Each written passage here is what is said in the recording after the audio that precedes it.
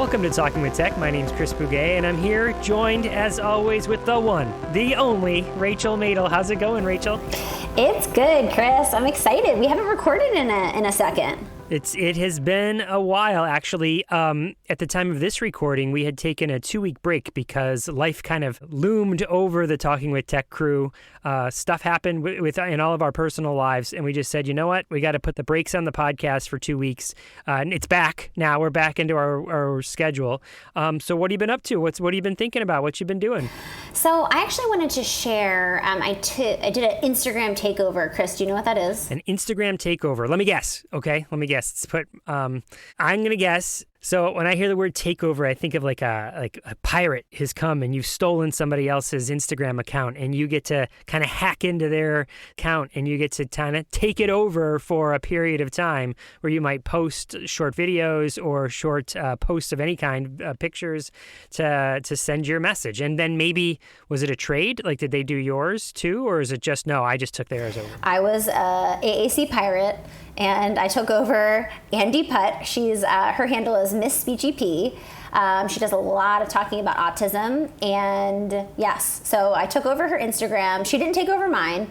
I took over hers. It's the first time I've ever done that, actually. I've seen other people do it, and I was like, oh, how does that work? Now I understand how it works. So Andy put basically a question tab like in her Instagram story, and people ask questions about AAC. And she's actually been doing an entire series all dedicated to AAC. So she's had, some other practitioners talk about, one was like in the schools. I was talking about helping clinicians. So it was like really clinician focused. One of the people went over like parent questions. So it was really cool. But the one thing I want to talk about today was, at one point during this takeover, I was answering a question because I got so many questions about what are the necessary skills a child needs prior to starting AAC. And I'm like, Chris, we talk about this literally at every speaking event that we do. It's a huge list, Rachel. It's a huge list. You probably didn't have a lot of time. You only took over for a little while, so I don't know how you fit it all in. Oh, it was crazy. And I just feel like I'm a broken record, but I'll be that broken record. Like, I'll keep saying over and over again, there are no prerequisites to AAC. And it's just like, it was interesting because some people were like, amen, hallelujah. But some people were like, I disagree. I think a child needs joint attention prior to introducing AAC. I think a child needs certain levels of foundational language skills before introducing AAC. I think a child needs visual discrimination skills before introducing AAC. Like, you name it, like, I heard it.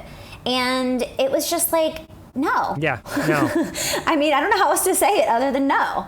The question is, what can we do to change your mind? What is somehow along the way, you've formulated this opinion. You have now rooted yourself in it. We can't come in and tell you no, because if we tell you no, then you'll just dig your heels in deeper that you're right. So how can we bring you along to convince you that there's another way to look at things, like little babies. We don't wait for anything. The second a baby's born, we start talking to them and we start modeling for them, and we don't wait for joint engagement. We don't wait for joint attention. We don't wait for visual discrimination skills. We don't wait for anything.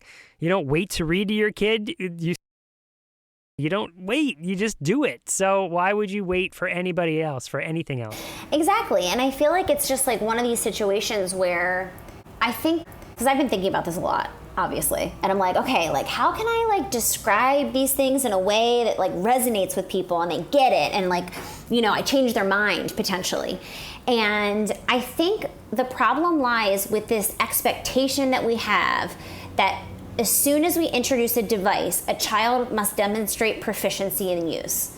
It's like, as soon as we give them the iPad or some type of system, they show us that they use it. If they don't, then it's not right. They don't have the skills, it's not the right device, and it's like, we need to cool our jets because it's not this immediate thing always. Sometimes it is. It's like you introduce a device and it's like, wow, like we have so much potential here. Like the child's using it, it's saying things, imitating, the models that we give, all of those things. But if that doesn't happen, it doesn't mean that it's not right. It doesn't mean that it's the wrong system. It just means that we need to keep providing support to communication partners, of course, educating them on the importance of modeling, and like give some kids some time to like learn a system, see how it's being used around them, and then, you know, potentially they can start using it themselves. Wow. Yes. So the analogy that comes to my mind is like, imagine giving someone a computer, like you buy a computer, and you're like, well, I don't know how to use this thing. I tried it for 5 minutes, and because I'm not an expert at using a computer, I guess I don't use computers, do you know? Or I guess someone should take it away from me because I don't know how to use it. I mean, if that's the case, none of us would have remote controls, right? Because no one knew how to use a remote control, and then you learn how to use a remote control. You know, same thing with driving a car, you know? Technology takes time to learn. Language especially, mixed with technology, takes time to learn. It's such a ridiculous idea to think that we need to take it away or need to be demonstrating proficiency right away, or it's wrong. 100%. I actually, I did a speaking engagement with an organization in San Diego a few weeks ago now, and I was talking to this group. It's an early intervention group, and they've been doing telepractice prior to COVID-19. It's a telepractice group. They're doing early intervention, and they had me come and talk about AAC. And what's super exciting about that, Chris, is that I recorded that talk, and I'm actually adding it to AAC Ally, my course that I just launched in January. So we're gonna have a whole nother hour of awesome content all about early intervention in AAC. And we're opening that up in the beginning of April again. So anyway, I'm really excited because I feel like a lot of what I was talking about was this concept of like, it's really important to train communication partners, especially with early intervention kids, because they're not going to show us proficiency the same way that they babble. You know, kids babble and they don't have proficient use of their speech sounds into words that sound like words for a while, you know, like the same thing happens with AAC. Like kids have to explore, they have to touch buttons, and then eventually they learn how to use it.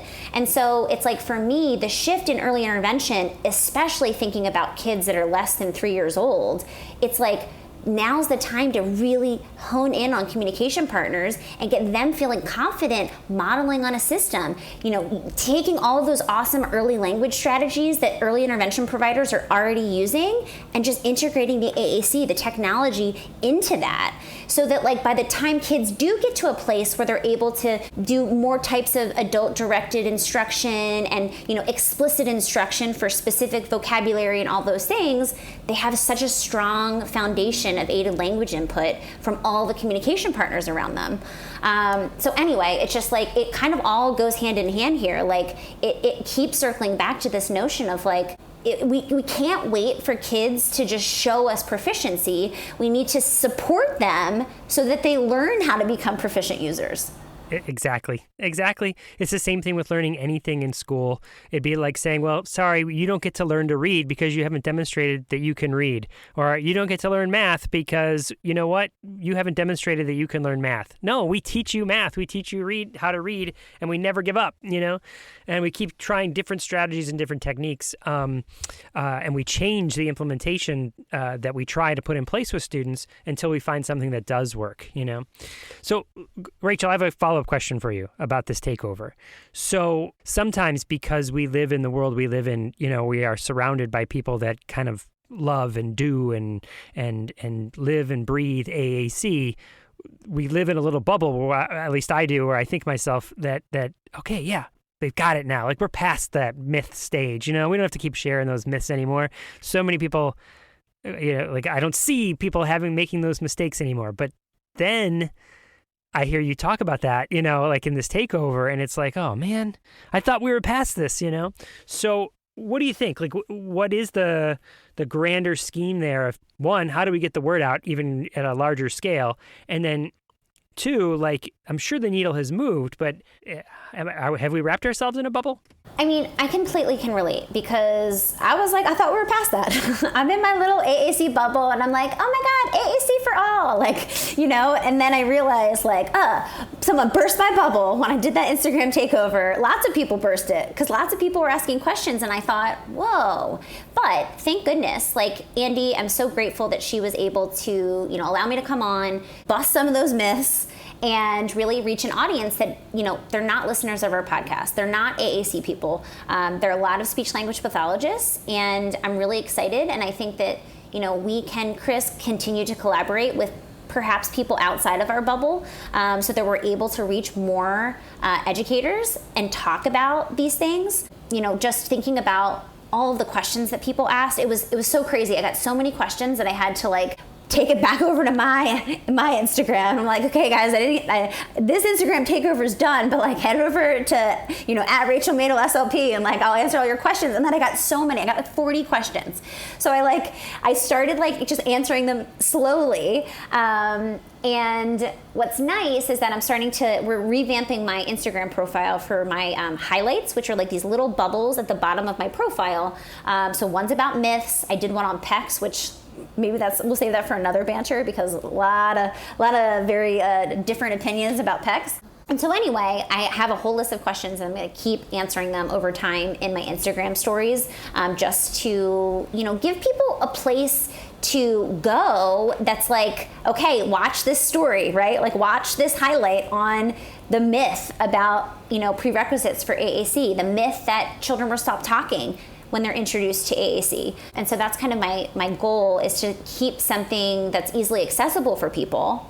And then a lot of it is just I had really awesome conversations with people who said, they talked about joint attention, and they talked about all these prerequisite skills. And, basically my answer was, children learn these skills through the use of a device. So kids learn visual discrimination by us showing them a device and showing them where all the words are, and pointing to them and activating them. And it's these skills aren't done first and then we have introduction to AAC. We do it at the same time. And the other thing I said was, if I was waiting until I got joint attention or engagement with some of my students, I would be waiting their whole life. I have 13-year-olds that I work with who don't have strong joint attention, but guess what? They have a device and they can functionally communicate, and they're using 3 or 4 word sentences. And so are these things nice to have? Sure. I'd love to have joint attention and engagement and, visual discrimination and all these skills, but they're not necessary. They're not necessary to start. Could not agree more. Maybe something we can do, Rachel, is challenge people who are listening to this right now to think about one person, just one person, who has not heard those myths busted, and send this podcast to them. Maybe it's a general ed teacher, maybe it is a administrator, maybe it is a colleague that you have. Maybe you've never even had the conversation about AAC, but share this with them so they don't formulate those opinions and then get anchored into this, what we widely know as debunked science, The other thing I just want to add is there was a lot of conversation about prerequisites for high-tech AAC. So it's oh yeah, I'll give kids PECs and a communication board, but until they show us that they can use the PECs and the communication board, I won't, introduce high-tech AAC. And I'm I can't tell you how many kids I've had plateau on some type of low-tech AAC, and the moment I give them access to a high-tech speech generating device, it's game change. The game has been changed with auditory output, especially in a world where everything's on technology.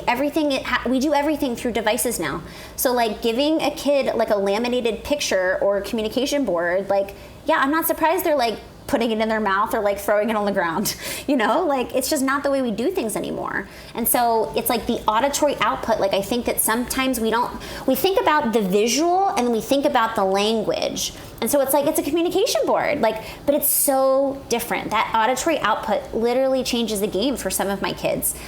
Hearing that output, they're more motivated to touch that button. And then they're learning on their own where all those buttons are and what words are attached with which symbols. And they're able to teach themselves in a lot of ways. Now, of course, we have to come in and teach the language component, right? The kids can learn where all the words are on their system, but they don't know how to use them until we show them how to use them. But it's just the auditory piece of a high-tech speech generating device makes a huge difference. And why wait? Why wait when we know a kid can access this earlier and benefit from it earlier and start learning a long-term, robust AAC system earlier? Those perceptions were started, I believe, many years ago because high-tech AAC was expensive. It was thousands of dollars to get a high-tech AAC device. School districts could not afford them in the quantities that we now know could be of people that could use them. And then the iPad came along and changed that and made things much more, and the iPod Touch too, I guess is the predecessor.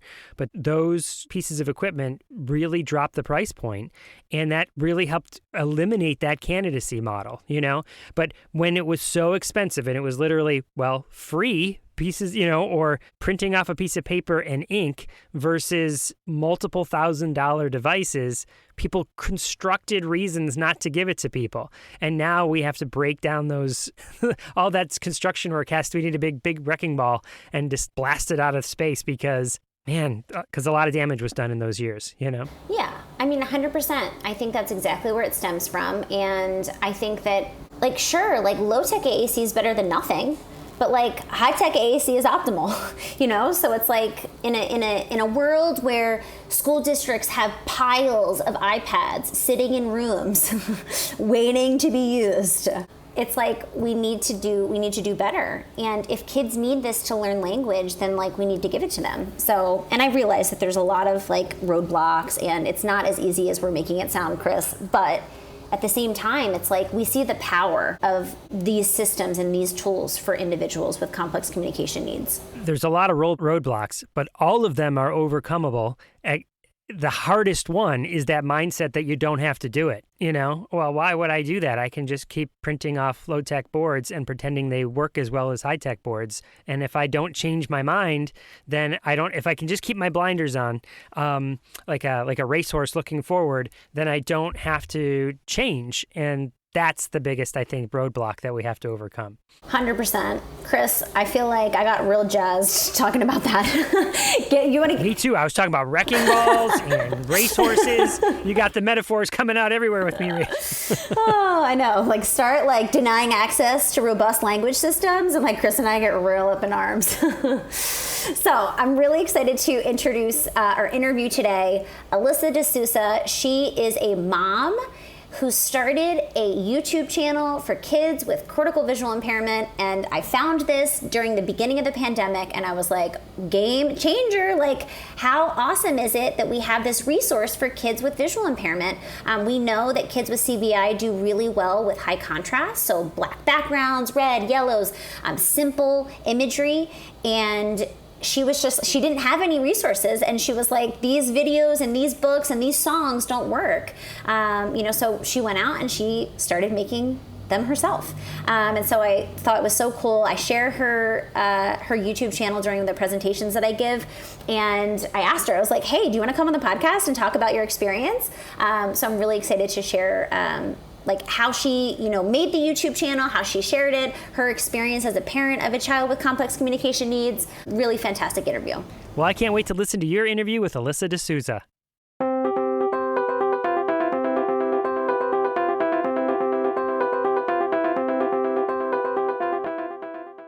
Hey there! If you love listening to this podcast, we would be so grateful for your support to keep it going.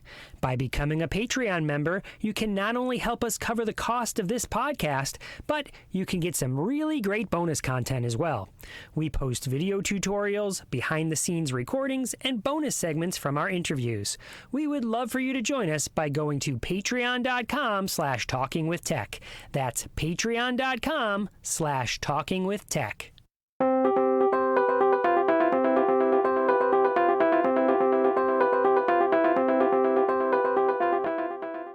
Welcome to Talking with Tech. I'm your host, Rachel Madel, joined today by Alyssa DeSousa. Alyssa is a mom of two living in southeastern Massachusetts. She's in IT and also has a degree in early childhood education and psychology. Her youngest son, Zane, is medically complex and globally delayed while still lacking a unifying diagnosis. Frustrated by the lack of resources available for children with vision impairment, Alyssa created a CVI-friendly YouTube channel that has thousands of subscribers and has been featured by Perkins eLearning, Past Illiteracy, and countless school districts. In her free time, Alyssa is also passionate about making local businesses more accessible and is building wheelchair ramps out of donated Legos. Alyssa, thank you so much for being here today. I'm so excited to have you on. Thanks for having me. I'm excited too. Awesome. So just tell us a little bit about yourself and your family and how you kind of got started with this whole special needs journey. Sure. So, like most parents, the plan wasn't to be on a special needs journey. It just kind of happened. My husband and Mike and I, we have two boys. Gavin is 6, Zane is 3. We live in a very old 1860s house in southeastern Mass that we bought pre-Zane, so it required lots of fixing up and maintenance. And then Zane came along and put a wrench in those plans. So now we still have an old house that's needs some maintenance, but it's also full of lots of adaptive equipment and all that fun stuff. My husband is a pilot, so pre-pandemic we used to jet set and see the world and live that way, and now we just live on our computers. I know that's like what we're all doing these days, right? It's just like so much computer time. If you want to connect with people, it's like it has to be through a screen these days. Yes. I want to give everyone a hug, and then I want to hug them again. I know. It's so true. It's like so sad with all of the like disconnection that we've had. It's like we took for granted those little things, right? Like hugging a friend when you saw them. Yep. I can totally relate to that. So tell me a little bit about like your journey has been, kind of all over the place. It sounds like with trying to get a diagnosis for your son.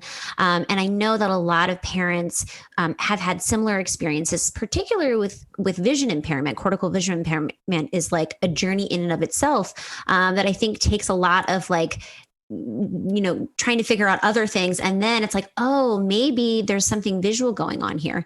So you can just talk about a little bit about, the early stages of diagnosis and how that kind of transpired into eventually, getting a diagnosis of cortical visual impairment. Sure. So when Zane was born, he was healthy. When he was 3 months old, he just started crying all the time. We thought it was colic. And then we got admitted to the hospital for failure to thrive. And on night number 2 in the hospital, he lost all muscle tone. He became a rag doll. We spent the entire month of December up in Boston, where they analyzed every body system. He got all kinds of, we call them little diagnoses, like laryngomalacia and sleep apnea and hypotonia, but nothing unifying, connecting all of those dots. And it was probably a few months after that he was diagnosed with CVI. And even though CVI is one of the top reasons of vision impairment in kids right now, it's still very unknown. And it's one of those, it's a disorder that you can't see. So a lot of people don't always believe that it's real, which is kind of like COVID. Yes. And it's so interesting. I love that you made that point, because I think what happens is, because it's not issues with vision in the sense of like you can't see anything, it's really just the visual processing. And so, it appears as if kids can see. It's like, well, they look and they do these things, but there's those telltale signs that it's like, oh, something could be going on with their visual processing. Did you experience any of those telltale kind of red flags for CVI? So Zane would only stare at sunshine. So if we would be in our living room, he came home from the hospital with a feeding tube. So he was set up like at an incline, because he also had reflux. We had the feeding tube and an incline chair, and then the sun would shine in, and he would only stare at the spot on the wall. And if we took him outside, it would be the same thing. He would always follow the sun. So we thought that was a little odd. And then we had his eyes checked out and determined that his eyes were healthy. It was his brain processing the information where the problem was, which is what CVI essentially is. So the best way it's been explained to us is looking through a kaleidoscope, that he can see things, but it's all kind of jumbled, and he has to figure out a way to put it together. And what has been your experience with any type of vision therapy? Have you guys gone down that path? Well, we were just talking about this the other day with another CVI family. CVI is so expansive. There's so many different phases and levels, and each kid has preferred colors and that sort of thing, that we really wish that when your child is diagnosed with it, there's almost like a welcome bucket of materials to help you help your child. But instead they say, oh, your child has CVI, best of luck, and they send you on your way.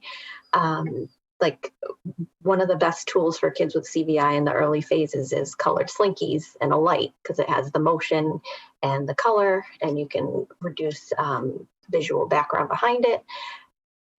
Slinkies are surprisingly difficult to find. And if a hospital has, all these kids with CVI, if they could just have a little welcome to the CVI community bucket to give us, it would just make life so much easier, because you end up drowning in research. And all I needed was a Slinky. Yeah. So simple, right? Yeah, just a bucket with a Slinky and maybe some tissues to help you, dry your eyes after you get over the diagnosis. Like, it's emotional being on this end of a diagnosis. And I think that that's a missing piece a lot of the times too. Like, I went to school for education and studied special ed, and I knew all about IEPs, but I was always on the other side of the table. So being on this side, having that emotion that you can't always remove, just very different. And now I'm off the subject again.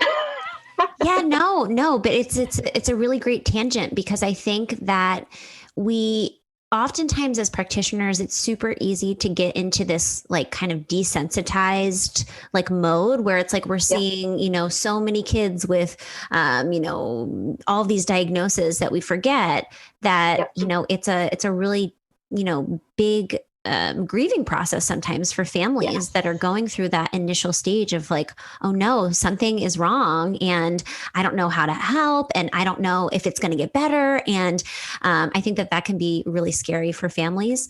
And I think that as practitioners, it's really important for us to remember that and being sensitive to that. I know I always try to do that with families that I work with, because, oftentimes I think there's the fear of the unknown and trying to relieve that fear. I've seen kids get better. This is not and the end of the road, right? This is just the beginning. And you're going to see things change and grow. And, but I think that's such a missing piece sometimes. Yes. And it seems so obvious that, yes, we're his parents and we would like you to treat him like a person. But it seems so we're so routine when it comes to medicine sometimes that we forget that human aspect of it. So thanks for making sure you're not that person. Yeah, no, a lot of parents feel similarly to you. And I think it's just something important that we need to kind of keep checking in on, because even myself, I feel I can get into work mode where I'm just okay, and then I see this family and then I see that family and then I see that family. But it's just these are families, right? And these are really big, things that are coming up for families.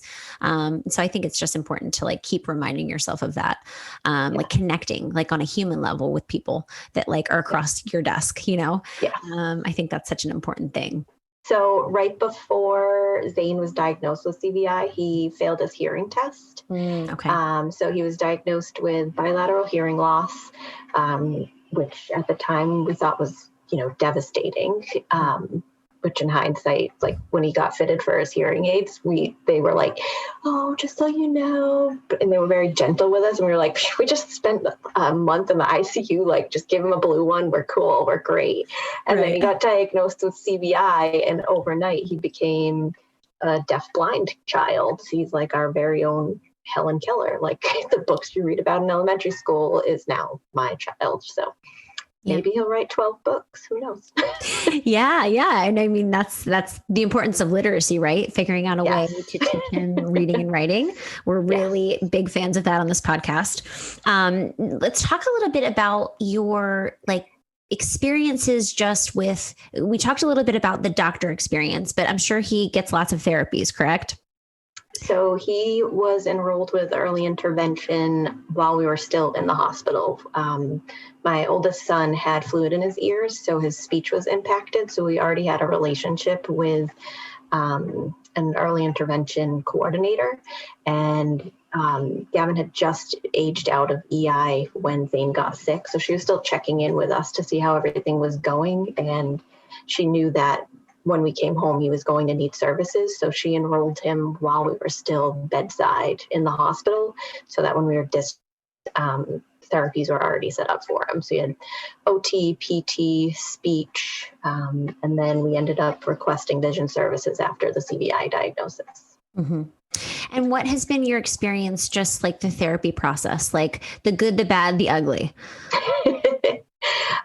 So welcoming strangers into your house after all of these traumatic incidents is very humbling, and you have to lower the bar as far as like standards that you have for keeping your house clean and what you look like. Like, I never thought that I would let people into my house while I was still in pajamas and hadn't brushed my teeth, but 8 o'clock was when occupational therapy was. So when they first started, I did my best to, be ready and the house would be spotless. And after year 2, they would come in and I'd be like, I'm going to run upstairs and, change into different PJs now. My like day PJs. Yes. Therapy, all the therapists became like family members to us. We saw them more than we saw our own families and our friends. It's amazing how isolating having a special needs child can be, from an aspect of having all these appointments and not being around to go to things. And then also it can be heartbreaking to watch your friends' kids achieving all the milestones that your child is. And it's not that you don't want their kids to, like, you want to cheer them on, but at the same time, there's this little piece inside of you that, that was our dream. That's supposed to be our kids playing together. And instead, we have a stander and a gait trainer and 2 IV poles and however many other things that take up our entire house. Like, all the baby equipment that everyone gets to move aside. With Zane, like, our house is constantly full of stuff and it keeps getting bigger and it's more to stub your toe on. Yeah, no. And I think that you make a good point, which is the constant kind of reminder that, you do have a child with special needs, probably happens, without you even being in control of it. It just feels like a natural thing. I think we as human beings are very comparative. We compare ourselves and our lives to everybody else. And so when you're doing that so acutely, it can be, I think, challenging. Yes, or even just hearing people complaining about their healthy kids, like, oh, my child didn't sleep through the night again. Like, oh, you're up for 10 minutes. That's so sad. Like, Zane is up for 5 hours a night and he wraps his feeding tube around his neck like a noose. Like, we can't compare your stories. And while I want to have sympathy for you, like, I want that. So it's a very strange place to be in. And I think that that's why it's so important for parents to really find a community where people understand the struggle, right? Yes. I think that that's the hardest thing, probably being diagnosed in the initial stages, is you don't have anybody who's going through a similar experience. You're in this like lane by yourself and it's scary. And so is there any, advice you would give to parents who are listening about how to create that community for yourself? How do you get involved? How do you even reach out or find people who are going through similar experiences? I don't know if you would call it fortunate, but we were fortunate that we had friends of friends who also had special needs kids. So we were able to sync up with, and they have been our go-to people to text of like, can you believe this just happened? Or who do you call when this happens? Like, the system is so broken, and until someone else has gone through it, you really don't know who to turn to. It's like being caught in a phone loop of like, press 0 for assistance, except there's no 0 and there's no assistance. So you have to find a mom tribe, whether that's your early intervention staff, not breaking HIPAA laws, but seeing if they can connect you as long as both parties agree and bring you together. Or when you reach, age 3 and you age out of EI and you have that solidifying moment of, we're really in this for the long haul. It wasn't just a phase. There might be parents at that school, that sort of thing. But it makes life easier to find people in similar situations, just so you have a sounding board.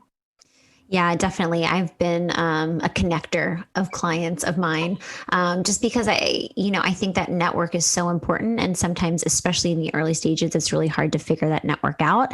And I feel like when you are introduced to one family, it's almost like they've opened the door to like the special needs parenting community, because they have typically have relationships with other parents. And so I find that if I can at least connect, two parents together, then oftentimes the connections keep kind of multiplying.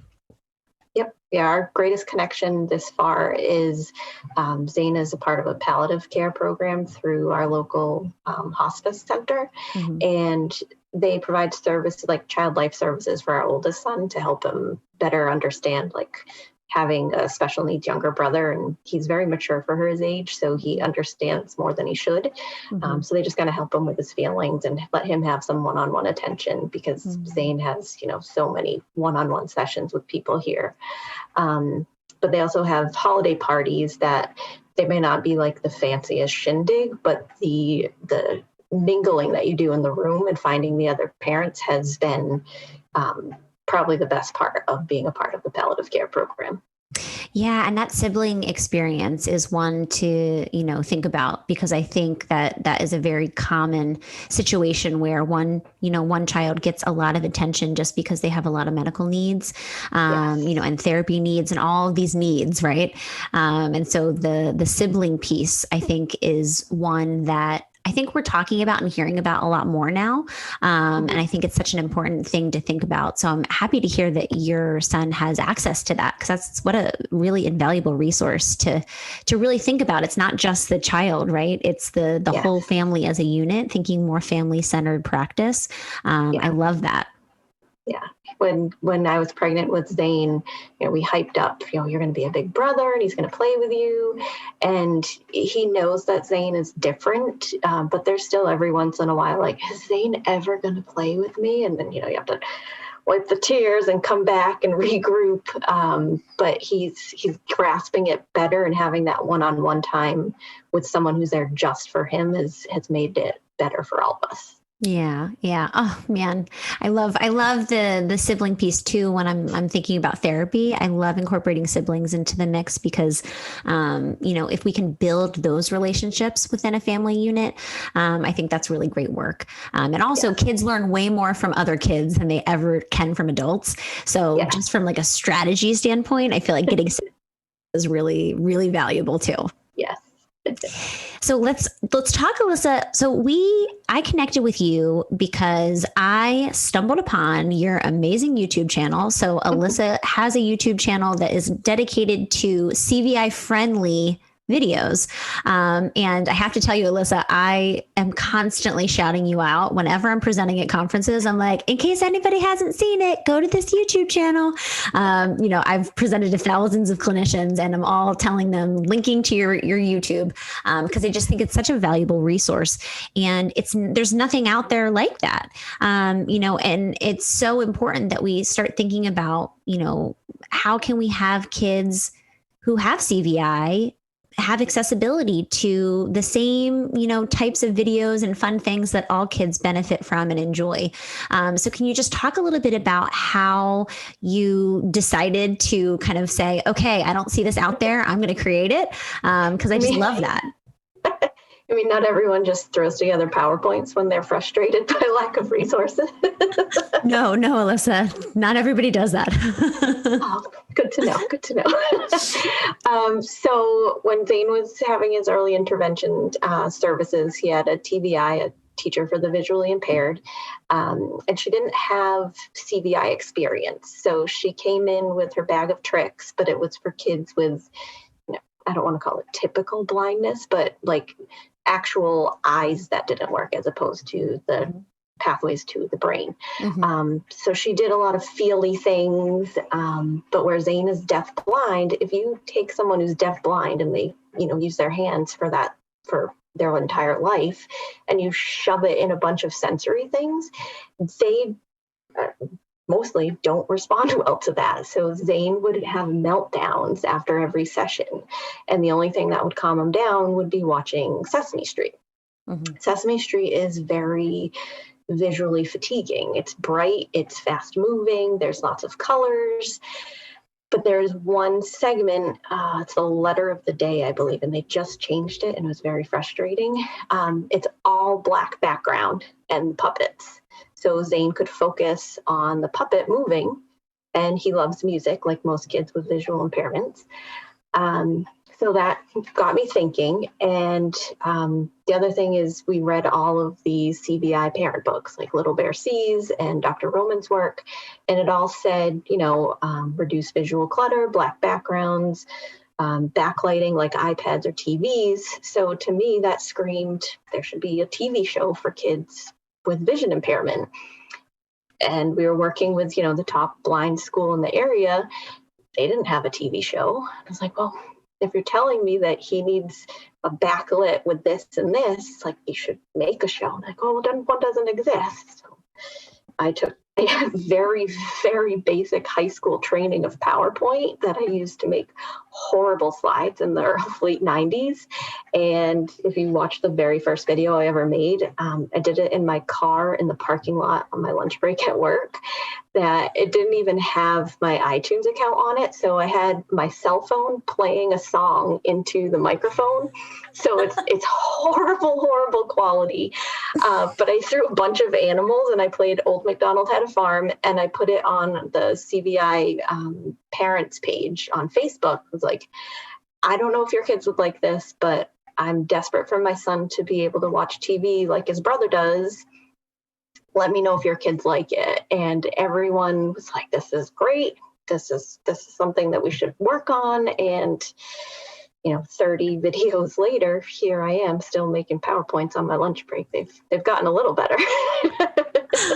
I love it. I love it. And it's just a perfect example of how, there's a need that's not being filled.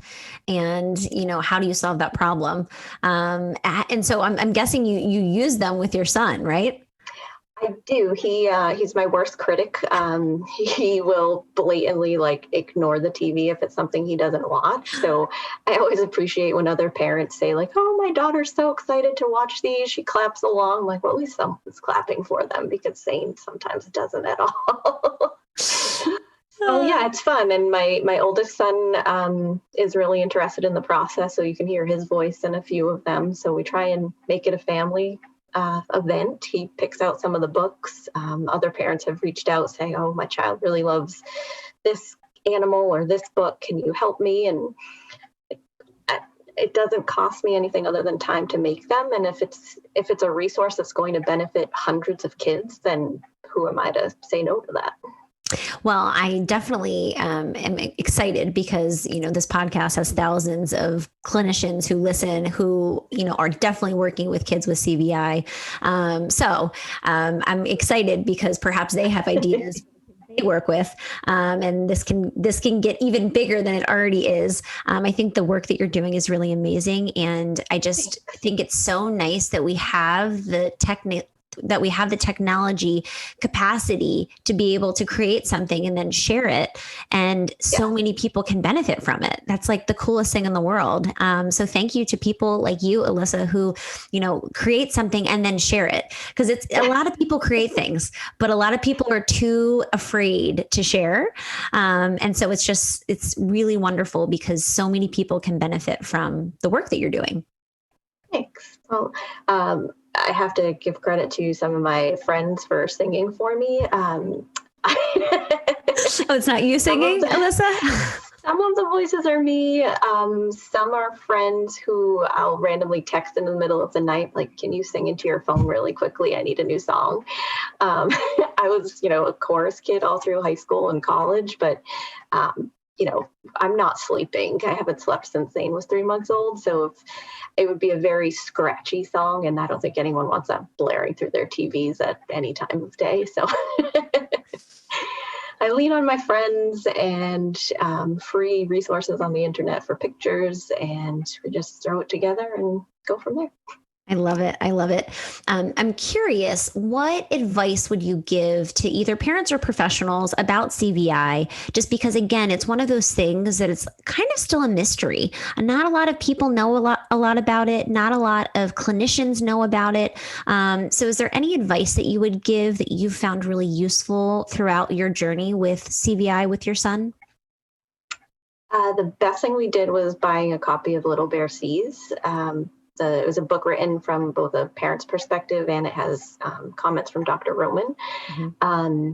We tried to reduce clutter in our house. We ended up putting a shower curtain rod across the door frame of our living room, and we hung black curtains, which we looked like we were this gothic, strange house. Like, I mean, if anyone listening has black curtains, I don't mean it's offensively at all, but it kind of separated the room, and we could stand in front of it so that Zane could focus on us or the toy, and we could just pivot his wheelchair and have him sit in front of it and focus on things. And that seemed to make a huge difference. Mm-hmm. So yeah, reading as much as you can and implementing the strategies that they suggest, even if, it doesn't go with your color scheme. Like, if it temporarily means that your house doesn't look pretty, but your child's neural pathways are going to, come back and they're going to gain some vision, then put up a curtain in your house and wear a solid colored shirt and buy, like Zane's color was red. We had red everything. There was a red sticker on the ceiling over his changing tables. We had something to focus on, and red on his feeding tube pole, and red everything. And now he's jumped from phase 1 to phase 5 without any true vision services other than what we've implemented. So, wow. If that's a testament to, parental dedication in addition to, life miracles, I think it's just important to tell parents to not give up and just keep trying, because progress is possible, and you should always assume that it is instead of just accepting what they tell you. I really appreciate that, Alyssa, because I think there's this idea, perhaps, that you always need, really intensive therapeutic services. And that's not to say that, those services aren't valuable, because I think anytime you have a, skilled practitioner working alongside of you, that you can make a lot of progress. But I really find that when you have parents who are so dedicated to learning and growing and implementing, you don't need necessarily that really intensive therapeutic approach, because these parents like yourself are like quite scrappy, and they're very dedicated. I've worked with so many families who, perhaps they're not getting, intensive speech therapy, but the therapy they are getting is very inclusive of parent training, and they're really taking what they're learning from, not only the sessions, but also from the internet and books and webinars and podcasts and all of these places, and really implementing it.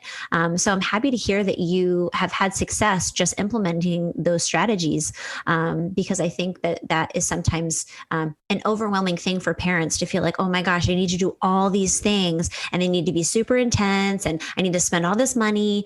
I think you can spend time and energy learning what kinds of things can be helpful. And you can see a lot of success that way as well. Yeah, I think for us to not calling it vision therapy, we would incorporate little bits of vision throughout our day.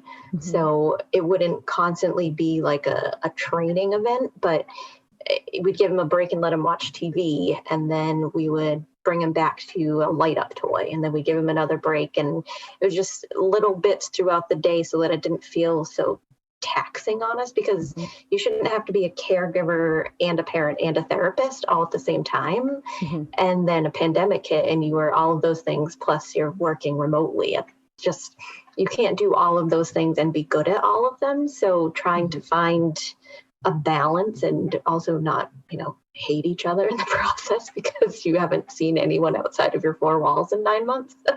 Yes. I think everyone can relate to that for sure. Were there any things that you noticed with Zane while you were going through, that process where you were like, oh, wow, I think this is actually working? Like, what were the telltale signs that you were seeing improvement in his vision and his vision processing? kids with CVI like known objects. So if they can see something and they finally register with it, that's what they're drawn to. Mm-hmm. And we had a bucket of toys from my older son that we had been saving for Zane, hoping that he would eventually grow into them, and he would look past them. He wouldn't reach for them. Mm-hmm. And we put them away for a while. We brought them back, still no interest. And then one day he focused on one. We're like, oh, this is the moment.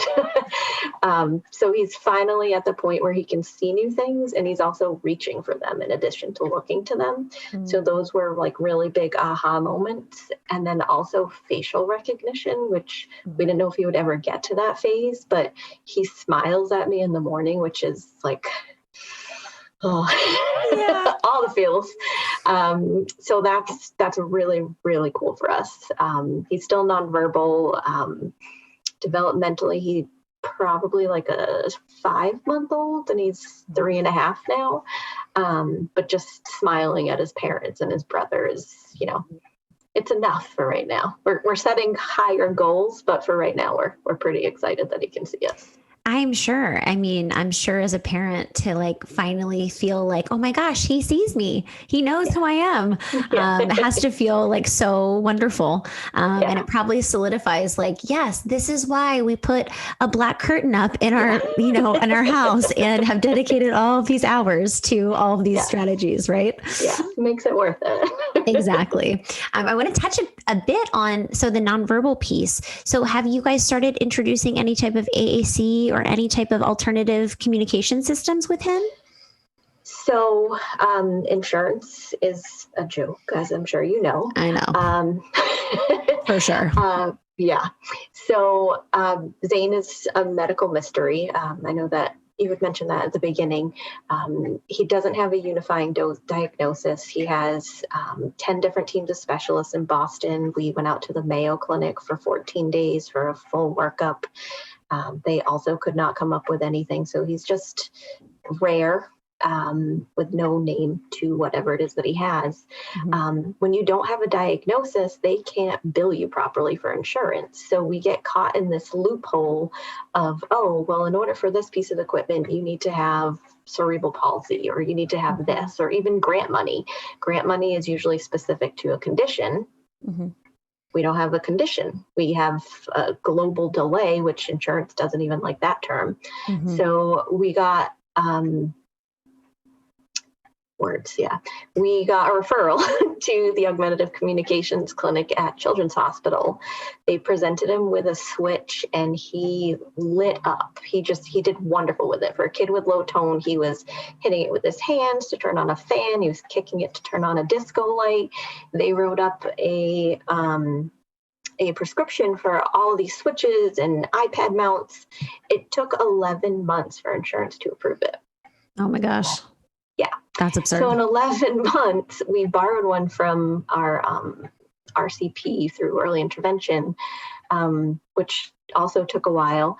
And when insurance finally came through, Zane got the equipment. We couldn't get another appointment with them because then COVID started, and we couldn't have an appointment to learn how to use it properly based on his skill set. So he's great with a switch, but it's been a struggle to get back in to try and learn how to better use it. Man, it's so sad to hear that story. And it's just like so many parents have that exact situation right now, especially. And so it's just like probably so hard as a parent to just feel like, I want to do it. I want to do all the things, but like, how do I get access to the people who can teach me how to do all the things? Yeah. So yeah, I mean, I think that, do you have the equipment yet or not yet? We have most of it. They substituted a few things. He's good at using the switch to turn things on and off. One of his favorite things to do is turn the lights on and off on the Christmas tree that we kept up for a little longer than we should have. Yeah. But at this point, he's past the phase of turning things on and off. Mm-hmm. But with his CVI, and he also has an undiagnosed movement disorder, he's constantly wiggling. So We're trying out like a low-tech eye gaze board, and he's good at focusing if you give him two options. But we're not sure how that'll translate to like a communication app on the iPad, which will probably take another year to approve anyway. So it's good time. Oh, yikes. Well, I can definitely send you some resources. There's some really, there's some really great, like high contrast symbols, that you could download. And I think that that would be a really good idea to get started. You could start with just yes and no. You can do something like more and all done, just to start getting him used to thinking through those language concepts. Being able to get familiar with some of those symbols, I think could be a really good low tech strategy to get started while all of the, high tech stuff is kind of in the waiting wings. So I'll definitely send that over, and we can link to those in the show notes. They're through Project Core, which is a really amazing website. And we'll definitely also link in the show notes to your YouTube channel, because I definitely want everybody to check it out. There's one thing, Alyssa, that I always ask everybody who comes on the show. If you had a billboard that every SLP could see, what would you want your billboard to say? First, I would say thank you, because you do wonderful work, and I think a lot of therapists don't get thanked enough. So thank you, jazz hands, all that fun stuff. And I know that you do this, and our SLP was wonderful to work with. Just like taking feedback from parents on things that work. We would come up with like a strategy for Zane, and a week later she would come back with a change in what she was presenting. Like, we told her about the visual contrast, and we were doing Zoom meetings with her, and she got a black curtain for behind her on Zoom calls. So she incorporated multiple disabilities in her practice. It wasn't just speech. And I think catering to the whole child or the whole family is very important for the child and the family. Because it's the entire group. It's not just the child getting the services. No, I completely agree. And I think what is important about what you just said is that I think sometimes parents feel like, well, I don't want to like step on toes and like tell my therapist like how to do their job. But as a therapist on the other side of it, like, please tell me all the things that you're finding, because I feel like parents know their kids way better than we could ever imagine to know them. And so if we could get that information, it just helps our job. It makes our job so much easier. And so I think that open communication between therapists and parents, of course it takes a therapist who's open and willing, right? Which doesn't always happen. So, you have to kind of finesse it and figure out, clinicians who are working with clinicians who are open and willing to collaboration. But when you're working with kids with complex communication needs, like we all have to, approach it from a team angle, right? So we all can kind of put input and collaborate and brainstorm and troubleshoot, because these are the most complex cases. So we need a hive mind to make sure that we're optimizing the things that we're doing, and we're all doing things in the same way. So I think that's a really important point about, just collaboration with parents. Amazing. So Alyssa, thank you so much for coming. I appreciate all of your insight. I love having parents on the podcast, because I think there's no better way to guide clinicians in the practice that we do. We have a lot of parents who listen to this podcast too. So I'm sure parents can relate to a lot of the things you're saying. We have newly diagnosed parents who are hopefully listening to this and getting some ideas about what to do with their, children, specifically in relation to CVI. We'll definitely link to your YouTube channel in our show notes. How can people reach you online besides the YouTube channel? Is there another place to find you? Honestly, I never thought anyone would want to reach me. I feel like a celebrity at this point. I'll have to brag to my 6-year-old. Maybe order some merch. Get some branding going for the CVI friendly YouTube channel. All the rage. Just wait. I don't have a platform, but maybe I'll make one, and I'll link it on the YouTube page. Yeah, you know what I think might be good, Alyssa, is maybe start a Facebook page. So maybe Okay. just start a Facebook page. And that way, what I like about that is that, of course, you can upload all of your new videos, but it also can be a place that you share other CVI friendly resources and information, articles you find helpful.